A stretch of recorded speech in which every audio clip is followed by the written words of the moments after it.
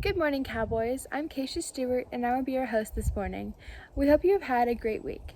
Coming up on today's show, we have a sports update, a recap of Wednesday's inauguration, and a message from the Wellness Center. Today is Friday, January 22nd, and Canyon News Network starts right now. Good morning, Cowboys. I'm Riley DeLeon. My name is Keisha Stewart. I'm Kat Gonzalez. I'm Ryan. I'm Cadence. I'm Ava. I'm Patrick. And Canyon News Network starts right now.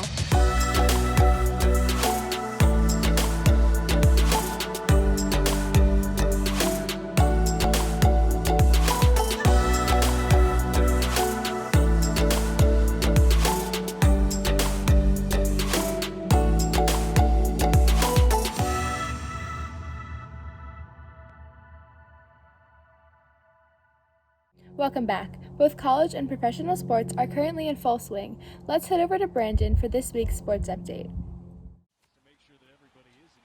Hey Cowboys, I'm Brandon and I'm here with another sports update. In recent news, the NHL has started back up and our hometown Kings started off with a tough record of 0-1-2. In NBA news, our hometown Clippers pulled off a win Wednesday night against the Kings 115-96, giving them a record of 4 wins and 11 losses. In football news this past week, the playoffs continue with some surprising results. The Bills took down the Ravens 17-3, making their way to the conference championship against the Chiefs. This is the first time since 1993 that the Bills will play in the AFC Conference Championship. The Tampa Bay Bucks beat the Saints last weekend and will face off against the Packers in the NFC Conference Championship. The last time the Bucks made it to this far in the playoffs, they ended up in the Super Bowl champions in 2002. That's all for me. Back to you, Keisha.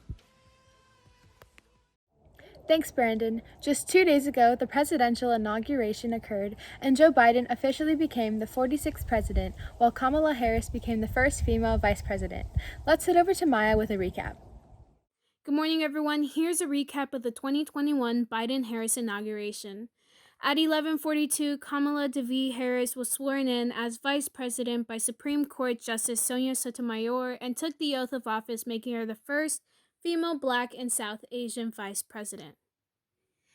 6 minutes later, Joseph Robinette Biden Jr. took his oath given by Chief Justice John Roberts.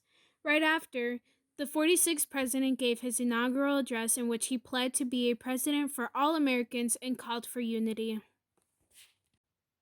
The inauguration also had performances by Lady Gaga, who sang the national anthem, Jennifer Lopez, who mixed both This Land Is Your Land with America the Beautiful, and Garth Brooks, who performed Amazing Grace. Youth also played an important role. Activist and LA's first ever youth poet, Amanda Gorman, delivered her poem called The Hill We Climb. Her poem quickly became a huge moment in this historical day as she gained attention from state officials and celebrities around the nation. By the end of the day, both her upcoming books, The Hill We Climb and Change Sings, becomes both number 1 and 2 on Amazon. Many times, women are noted for the outfits they choose to wear to high-profile events, and while there are many examples of style, Bernie Sanders stole the show and broke the internet.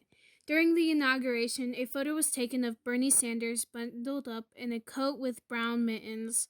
Soon after the internet got hold of the photo, it spread like wildfire. Bernie can now be found in photos dating back to the 1930s and in cult classic movies. Well, I hope you enjoyed the inauguration as much as I did. That's all for me. Now back to you. Thanks, Maya. On a more local note, our Wellness Center is still holding appointments for both students and guardians needing mental health or emotional support during this time. Be sure to check the bulletin to schedule an appointment. Now, here is a message from our very own Wellness Coordinator, Sarah Gilberts. Hi Cowboys, Happy New Year. Welcome to the start of the 2021 spring semester. We hope you and your families are safe and healthy and doing well. And we look forward to seeing you real soon, hopefully.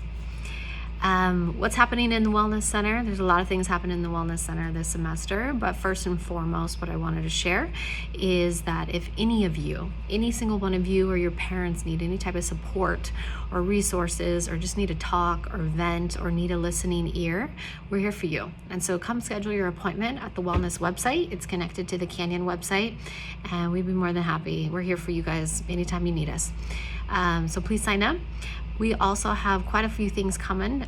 Starting next week on Wednesday at 2 o'clock, we have a webinar on suicide prevention. And this is for any students interested in learning about risk factors for suicide or are struggling because they may have peers or friends that have had suicide ideations or thoughts and they don't know how to address it or handle it with friends or where they can reach out for help. Research shows that you guys, teens, are more likely to tell other teens and peers if they're contemplating suicide than they are adults. And so being trained and recognizing the signs and symptoms and what resources are available is super important. So tune in, check out the Zoom link, and we will see you on Wednesday next week at 2 o'clock. Also, in February, we got a couple trainings offered online, certain webinars. February is the month of iconic love, and so we really want wellness centers to spread the awareness of not only self-love, but also awareness of spreading kindness and love to others. Our society could really use it right now. And so we have a couple different types of trainings offered, so stay tuned to find out more for what's happening in February. For any students out there that are interested in starting a healthy routine, getting grounded, figuring out ways that they can stay focused this semester, reach out to me at sgilberts@heartdistrict.org. We are offering a district-wide mindfulness group, and this is a group where we will meet every day, Monday through Friday, 30 minutes at the most, to really go through mindfulness and meditations to kind of help you so that you can stay grounded and focused and build these routines, whether you want to take them with you into college or later on, but to really help you this semester so that you can really stay focused, grounded, kind of keep a well balanced if we're stuck in quarantine. So reach out if you have any questions about that. Also, starting on Monday, CNN is going to air and address our student care line, which we're really excited about district-wide. So please stay tuned. We hope you're all doing well, and take care. Finally, today we have a special guest, our very own principal, Ms. Holcomb, with some important messages for our Cowboys. Good morning, Cowboys, and happy Friday. I hope you're well and you're off to a great start for the spring semester. I want to clear up any confusion about our mandatory academic proficiency time, also known as MAP, and remind you that our MAP sessions will begin on Monday, January 25th. What is MAP? MAP is designed to support students with the mastery of standards and skills and concepts taught in each class every day. If you are requested or invited to attend a MAP session, you are required to attend as it is part of your academic day.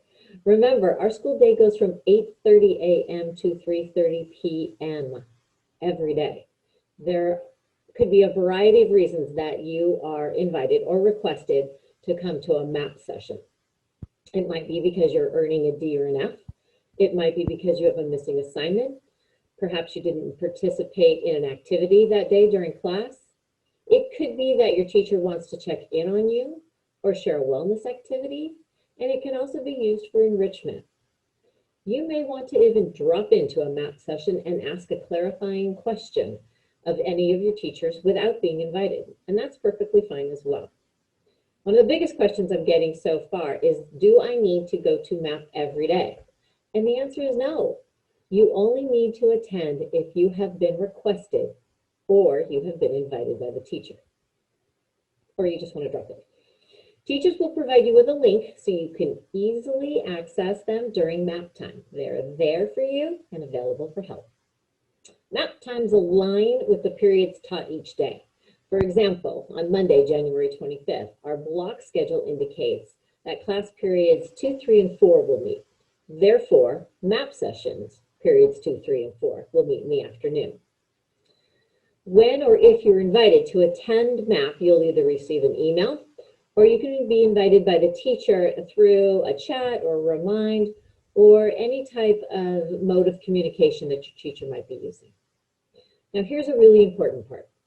If you are earning a D or an F in your class at the 5-week, 10-week, or 15-week grading period, you will need to attend a MAP session in that next grading period until you're passing the class. So let me give you an example.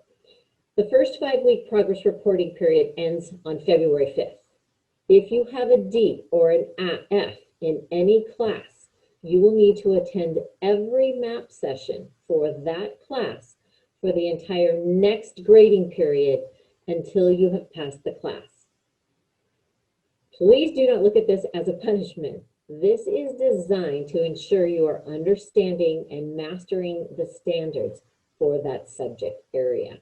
Remember that this is here to help you. We also have WIN days, W-I-N, standing for what I need. This is your time as a student to work on what you need.